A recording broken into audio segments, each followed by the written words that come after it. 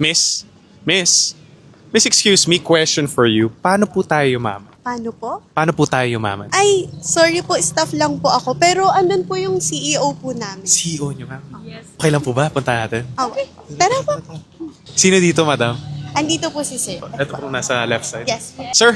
Sir, excuse me, question for you. Paano po tayo yumaman? Kilala kita.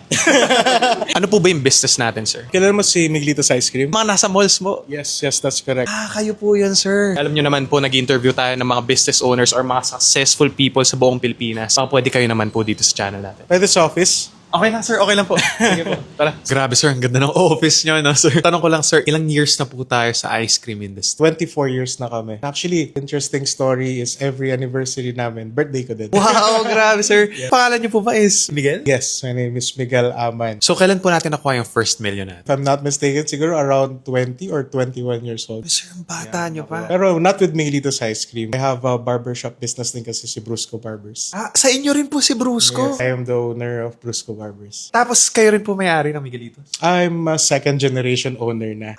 Second generation po. So, parents po natin yung gumawa talaga ng Miguelitos? Yes, sila yung founders natin, si Michelle Aman at si Marlon Aman. Pero sabi nila, sir, kapag pinasa daw po sa second gen po yung business, mostly nagfe-fail eh. Pero kayo, sir, napataas nyo pa po yung business. Paano po natin nagawa to? Technical yung tanong. The business has already foundation because of our parents. It's our job lang to have that maintenance. Maintain natin yung standard. But very priority kasi namin with our brand is yung consistency and quality. In terms of scaling up the business kasi, it has to be systematic. Whether in terms of marketing, operations, even finance. Of course, innovation pa rin. Pinaka-importante. Kasi pag wala innovation, may iwanan ka sa market. Nabanggit nyo kanina na yung parents nyo talaga yung bread and butter talaga ng business. No? Pero pinangarap ba natin na mas maging magaling sa kanila? In their vision, gusto nila na mas magaling tayo sa kanila. But in reality, mahirap lagpasan yung ganun, bro. Paano mo nasabi, sir? Kasi iba pa rin yung founders. Naka-experience ng hirap and paano itawid yung brand equity ngayon ng brand natin si Miguelitos Ice Cream. But of course, yun yung plan. Gusto natin much better tayo sa kanila. Pero yung job na yun yung pressure sa aming mga second generation owner. Until now, no, mini-mentor pa rin ako nila. Okay lang naman maging ganun, no, sir? Kasi hindi naman tayo natatakot sa parents natin na lagpasan sila eh. Ang meron talaga tayo, respect, no? Yes,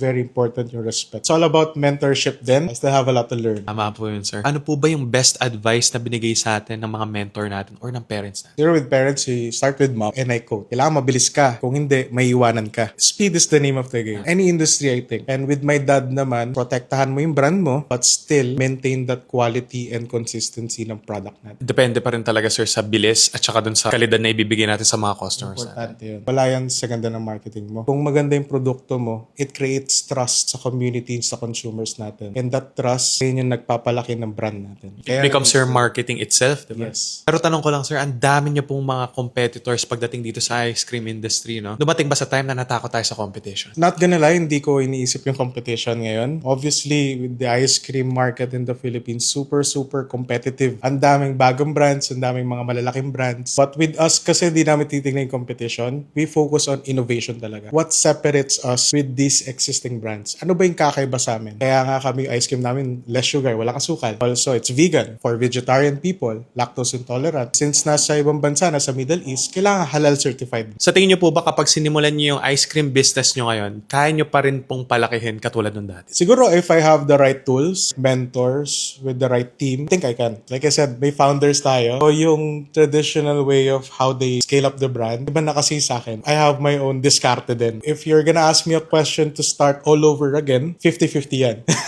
Pero if you don't have the resources, the right tools, and the mentors, medyo mahirap siya, bro. At saka iba na rin yung panahon ngayon, no, sir? Kaysa sa dati, no? Kapag nauna ka dati, maraming tatangkilik. Ngayon, ang dami mo ng kapareho, no? Yes, correct. Ilang branches na po ba yung Miguelitos? 600 plus branches yan. Hundreds. Yes. Ang dami. Both Philippines and outside the Philippines. Ano po yung mga bansa outside Philippines? In the Middle East, meron kami sa UAE, sa Dubai, tsaka sa Abu Dhabi. We also have one in Qatar. We're expanding 13 branches in Australia. Australia and one in Africa. Africa din. Grabe, no? I think yung sa question mo kanina na if you can start it all over again, na-apply ko sa ibang bansa. Tsaka mas mahirap yun, sir, di ba? Kasi aaralin mo rin pati yung bansa.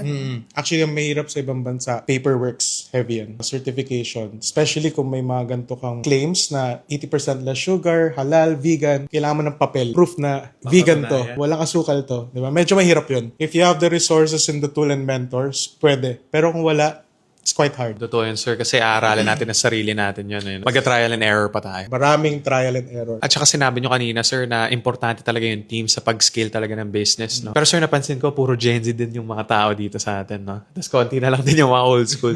Pero sabi nila, sir, na pag Gen Z daw, yung mga employees natin, sabi nila, medyo tamad-tamad daw. Sa mga huling in-interview ko, totoo ba dito sa case natin? May pros and cons pag-hire ng maraming Gen Z. But the reason why yung approach namin ngayon with our employees is because fast-paced kami. Gusto ko makasabay sila sa vision ko. Mahirap po kasi magbigay ng vision sa hindi ko ka-generation. Hindi nila ma-adapt yung technology and modern way of doing business now. With the traditional way, mga Gen X, baby boomers, yung time kasi nila parang industrial stage pa sila ng life nila where they have to work for their own benefit, like to live, expenses. With Gen Z and millennial, we work because we want a specific lifestyle. That's the type of mentality and the culture I want to create in our office. Adapt din pati yung mga tao. At least ang tinitingnan natin dito is longevity na, no? Makakasabay din po kayo sa culture ng mga employees natin. So last question na lang po. Any advice po for the younger generation or sa mga viewers natin na gusto mag-start ng business? Start small. Fail a lot. With failing, maraming lessons. But also, connect with the right people. Can create different friends group, circle, connections. Very important sa business. Try to find your own mentor din. Could save you a year of mistakes with that specific one advice lang with the right mentor. You start small pero disciplined. Anyone can start a business. But yung longevity ba ng business, magagawa natin. So having that right of tool, right mentors, and right partners, yun yung nag-i-scale ng business. Tama yun, sir, no? Isa sa mga favorite quote ko talaga, stay small enough, long enough, and you'll be big enough soon enough. Diba? May ganun ka pala eh.